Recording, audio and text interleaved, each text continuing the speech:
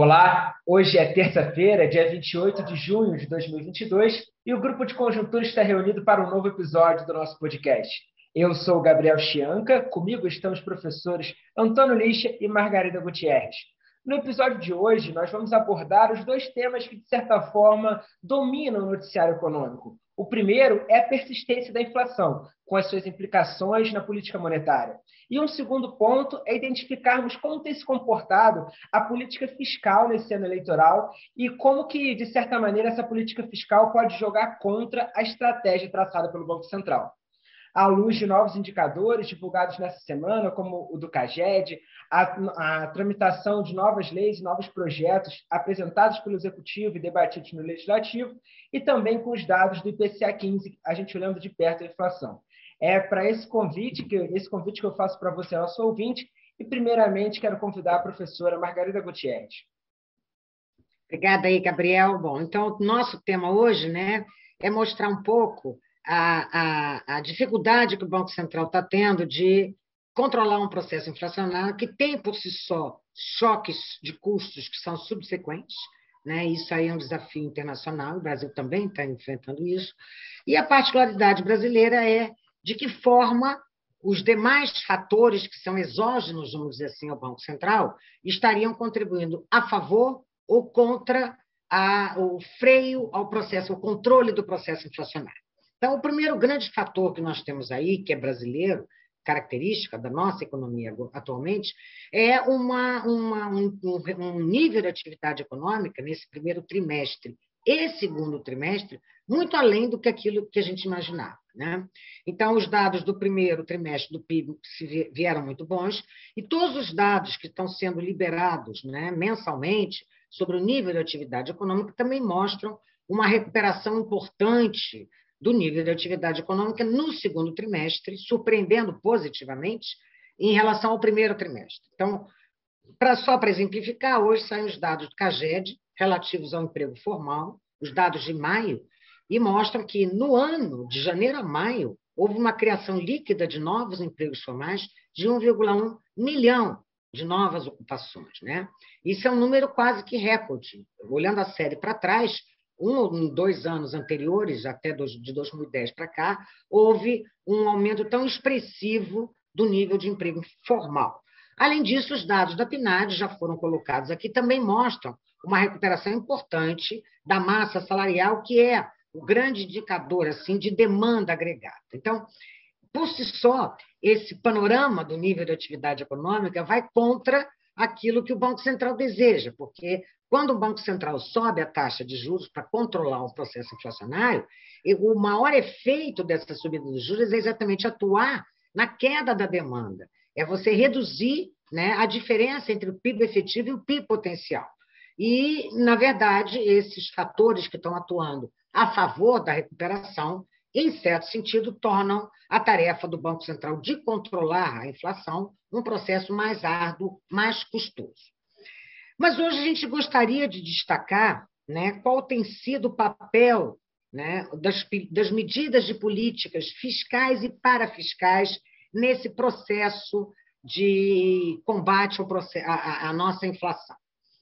Então, nós temos aí um conjunto de medidas que eu diria que vai contra, né, contra o Banco Central, contra o combate de um processo inflacionário, independentemente de serem medidas meritórias, justas, pertinentes, no momento em que o Brasil tem tantos ainda milhões de desempregados, no momento em que o Brasil está saindo de uma pandemia, né? Então, independentemente do mérito das medidas em si, elas vão contra o Banco Central, porque tornam mais mais custoso o controle do processo inflacionário. Então, vamos elencar aqui as principais. Nós temos aí um conjunto de medidas que são parafiscais, como, por exemplo, os saques do FGTS, né? Toda pessoa que tem um FGTS pode sacar, podia sacar nesse primeiro semestre até R$ 1.000. E as últimas estimativas são que 40 milhões de trabalhadores sacaram. Então, nós temos aí 40 bilhões de reais que entraram na economia e para várias finalidades, para quitar dívidas e também para consumo. Então, isso é um impacto importante que a gente tem no nível de consumo, né? E mesmo que parte desses recursos tenham sido utilizados para pagar dívidas, isso melhora o balanço das famílias. Então, também as permite novos endividamentos. Então, de qualquer maneira, nós temos aí um impacto fiscal bastante expansionista. Depois, nós temos um conjunto de medidas estritamente fiscais, né? De muitas desonerações, e muitas delas estão centradas nessa discussão dos combustíveis, diesel, gás de cozinha, né? Além de desonerações que já ocorreram de IPI ao longo desse ano, com impacto de 30 bi até agora. Mas isso foi linear, foi uma medida lá que o Ministério da Economia vem tomando desde março, né? Uma redução linear de IPI para todos os setores. Eu agora vou concentrar um pouco nos impactos fiscais das desonerações relativas a combustíveis. Então, o que já foi aprovado? O teto de 17% do ICMS vai representar uma renúncia fiscal este ano de 40 bilhões de reais. Além disso, o que também já foi aprovado, a zeragem de PIS/COFINS sobre gasolina e etanol. Isso vai implicar numa renúncia fiscal de 17 bilhões de reais. Então, aí nós já temos 57 bilhões de reais, além dos 30 do IPI, que são, no fundo, o aumento da renda disponível privada. E pode ter várias alocações: consumo, investimento, caixa das empresas, enfim.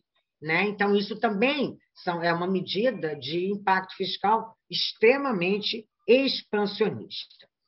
Além disso, o aumento dos gastos de estados e municípios que estão com caixa bastante folgado, e nós sabemos que os estados, as estatísticas mostram uma confortável situação de caixa de praticamente todos os entes federativos, e esses estados estão, sim, dando aumentos de salários e fazendo investimentos públicos. Então, aí também nós temos um impacto fiscal sobre a demanda agregada extremamente expansionista, né?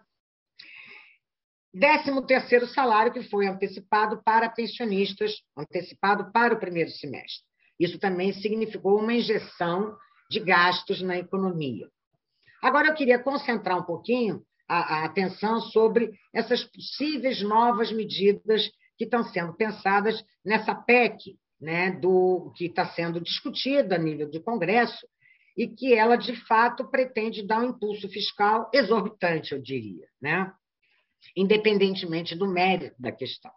Essa PEC, a novidade dela é que ela aumenta de R$ 400 para R$ 600 o Auxílio Brasil, ela introduz um vale-gás, aumenta o vale-gás de R$ 53 para cento e pouquinhos reais, e ela introduz o Pix Caminhoneiros, que é um voucher de R$ 1.000 para caminhoneiros em determinadas condições, e a gratuidade para idosos no transporte público.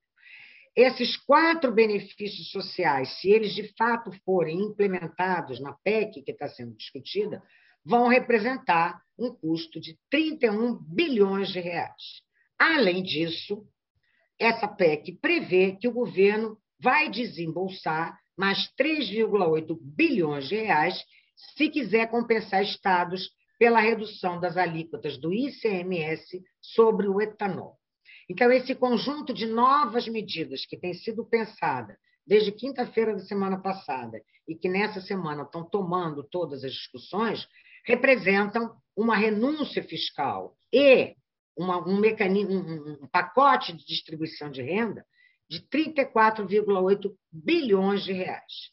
Então, nós temos aí, fazendo contas grosseiras, quase 100 bilhões de reais de impulso fiscal, quer seja via desoneração, quer seja via mecanismos de transferência de renda. Ambos são expansionistas.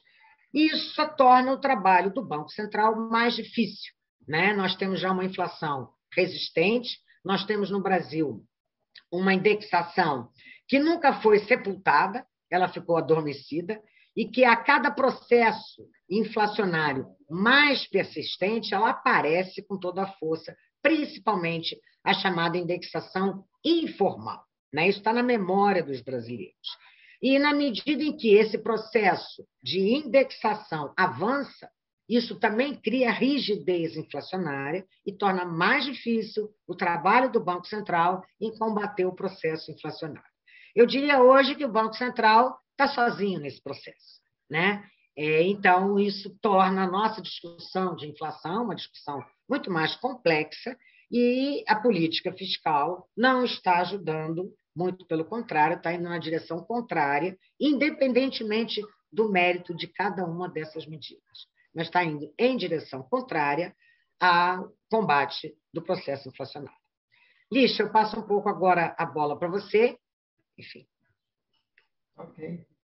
Eu gostaria de complementar a Margarida, destacando um pouco os efeitos que essas medidas fiscais, não, de desoneração, de aumento de transferências para o setor privado, tem tido sobre os condicionantes financeiros. Tá? Quando a gente olha os últimos dias, a gente está vendo que tem tido uma queda na Bolsa de Valores, não? O Ibovespa hoje está por volta de 100 mil pontos. Tá? Por outro lado, teve uma alta do dólar. Tá? O dólar estava sendo negociado hoje por volta de R$ 5,27. Tá? Uma alta dos juros futuros. Tá? A gente está vendo juros há 3 anos já perto de 13%, e juros reais num patamar já quase de 6% ao ano, não? NTNB de 3 anos está quase chegando aos 6%. Tá? E esses elementos, essa deterioração dos condicionantes financeiros está muito associada a esse ponto que a Margarida destaca sobre esses anúncios fiscais e parafiscais que foram feitos nos últimos dias. Tá? É claro que isso complica um pouco, ou torna mais volátil a situação macroeconômica, não? Afetando muito a decisão das famílias e das empresas. Tá? Então, especialmente porque uma outra coisa que está preocupando os mercados, além do que foi anunciado, é que provavelmente para a aprovação dessa PEC nova, você teria que decretar um estado de emergência, que tornaria mais, digamos, além esse aumento de renda disponível de 100 bilhões de reais que a Margarida destacou, isso também poderia afetar, por exemplo, a manutenção do teto do gasto ou uma rediscussão sobre esses elementos. Tá? É claro que para este ano, quando a gente olha, bom, vamos ter uma piora das contas fiscais nesse valor de 100 bilhões de reais, pode não ser tão importante, já que este é um ano em que a arrecadação tem subido muito, por vários motivos, a gente já falou sobre isso várias vezes, mas que existe um temor de que parte desses aumentos se tornem permanentes, ou seja, não acabem só este ano. Em consequência, e isso está afetando as expectativas dos agentes, e isso que tem provocado essa deterioração, não, da bolsa de valores, tá? Da taxa de câmbio, tá? E dos juros futuros. Tá? Especialmente, eu acho que o indicador da taxa de câmbio sempre é o mais sensível a esse tipo de análise de risco fiscal. Tá? Então, a gente tem visto também que outros países da região, como Colômbia, têm aumentado, não tem tido um aumento da taxa de câmbio ou uma piora dos seus indicadores de risco. Tá? Mas o Brasil tem sido mais acentuado que todos eles. Tá? Para destacar esse ponto também dos prêmios de risco, o ENBI continuou subindo. Tá? É claro que um pouco em linha com os outros, mas já está num patamar de 340 pontos e subindo. E o CDS de 5 anos já está em um patamar muito elevado, não? Está em 290 pontos, e isso representa já, não? Uma chamada, uma alerta para essa discussão, tá? Que está sendo chamada de populista, não? Ou seja, é claro que existe um ciclo eleitoral, e associado a esse ciclo eleitoral, os governos tendem a fazer essas benesses por causa da eleição, mas isso pode complicar o nosso cenário macroeconômico para os próximos anos. Não? Margarida, acho que vai comentar um pouquinho sobre isso depois.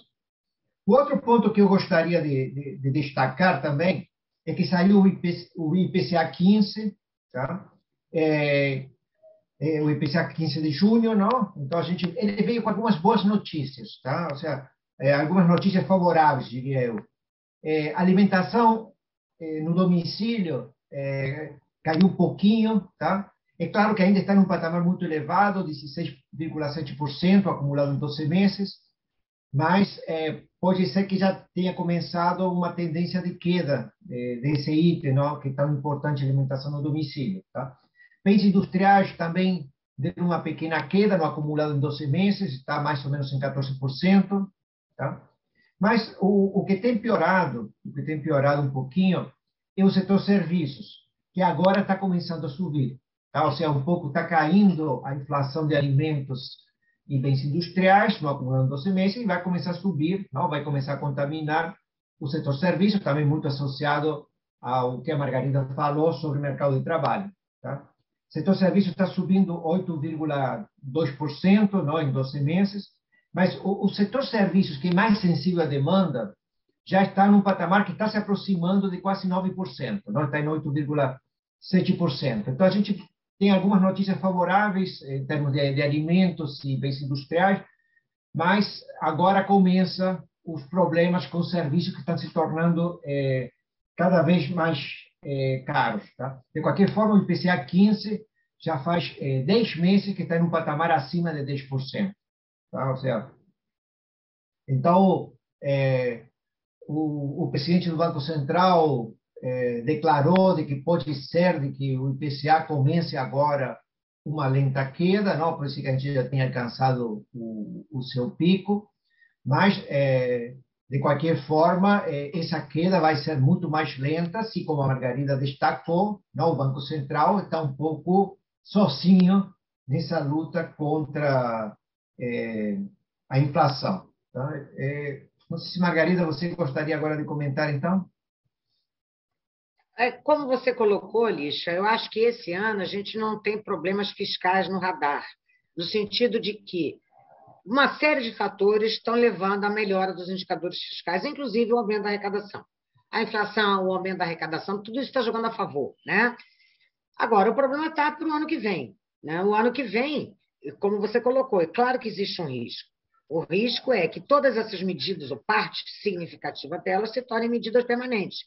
Vale lembrar que todas essas medidas adicionais que eventualmente estarão nessa nova PEC serão contabilizadas fora do teto dos gastos, né? Naquele espaço que a União teria para ressarcir estados e municípios pela redução ou zeragem do ICMS, aquém daquilo que a lei permite, o teto, né?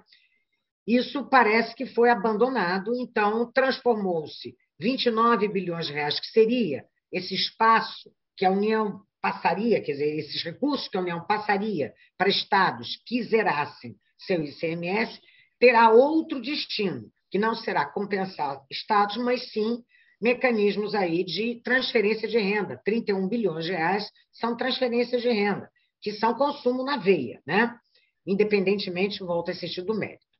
Quer dizer, então, acho que esse ano o problema fiscal não está, porque nós temos uma trajetória de dívida pública PIB, esse ano, inclusive, menor do que a do ano passado, uma série de condições que nós estamos discutindo sempre com vocês.